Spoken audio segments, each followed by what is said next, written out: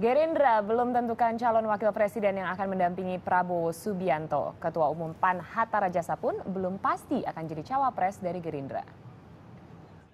Nama Ketua Umum Partai Amanat Nasional Hatta Rajasa masih sebatas kandidat calon wakil presiden di dalam bursa pendamping capres Partai Gerindra Prabowo Subianto. Masih ada 3 cawapres lainnya yang ditawarkan Partai Keadilan Sejahtera yang menjadi mitra koalisi Gerindra lainnya.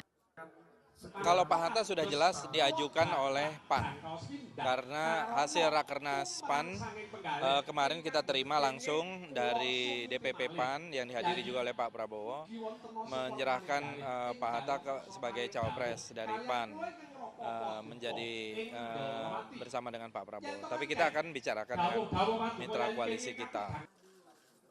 Hatta Rajasa telah mengajukan surat pengunduran diri dari jabatannya sebagai Menko Perekonomian kepada Presiden SBY. Ia ingin fokus mencalonkan diri sebagai cawapres mendampingi Prabowo.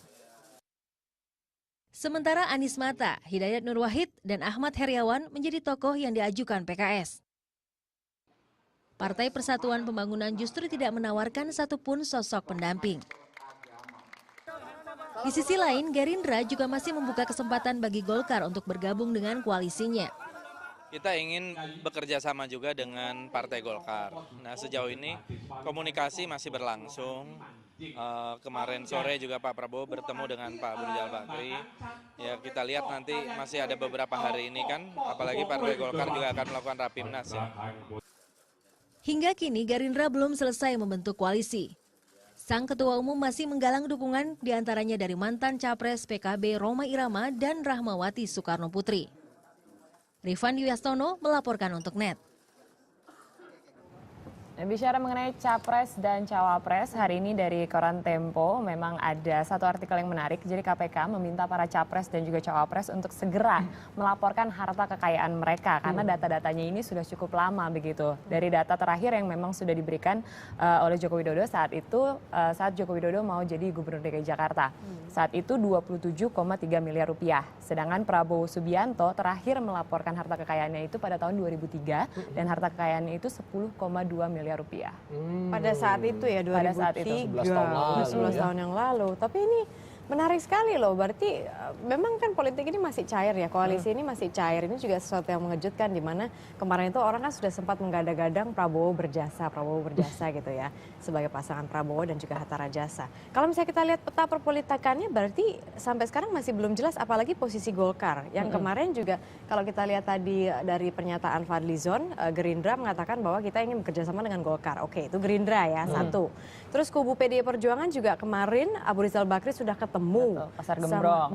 sama Jokowi mengatakan bahwa kita akan memberikan dukungannya. Ini udah 2 kubu yang berbeda. Kemudian kemarin juga pada saat Shanas membahas dengan Boni Hargens, tampaknya akan ada poros baru dari Demokrat. Nah, caranya gimana sih Demokrat ini bikin poros baru? Ya mau nggak mau dia harus gandeng si Golkar ini toh. Jadi nanti perolehan suaranya sekitar 24%. Golkar masih galau sampai hari ini. Tapi hari ini kita akan bicarakan kan? Betul sekali. Betul sekali. Dan juga ada pengamat yang mengatakan ini. Jadi Golkar ini sebagai penentu kemenangan capres yang akan maju. Jadi artinya kalau Abu Rizal Bakri menyatakan bahwa Golkar akan berkoalisi dengan PDIP, maka diperkirakan Jokowi lah yang akan menang. Tapi kalau Golkar ini akan merapat kepada Gerindra dengan Prabowo Subiantonya, Prabowo diperkirakan akan menang. Jadi kuncinya sekarang adalah di Golkar nih. Ya? Nanti saya akan mau tanya langsung nih kepada perwakilan dari Partai Golkar dan juga dari PDIP. Bagaimana komentar mereka? Tapi yang nggak kalah menarik juga hari ini kan ada pemenang konvensi Demokrat loh nanti sore kan. Betul Kira-kira sekali. siapa yang akan menang dan apakah itu nantinya akan diusung? Karena kan kemarin juga ada nama baru gitu kan. Penasaran aja gitu Demokrat nih juga arahnya kemana? Bocorin Nas, nama baru yang keluar itu adalah justru di luar dari hasil partai dari konvensinya Demokrat. Sri Sultan Hamengkubuwono. Oh iya. Nah makanya nanti itu gimana perasaannya sih para peserta konvensi itu 11 dia, itu? komitmen dari konvensinya seperti apa kan? Kok sayang deg-degan ya? Aduh, supaya nggak deg-degan kita bacakan aja dulu ya.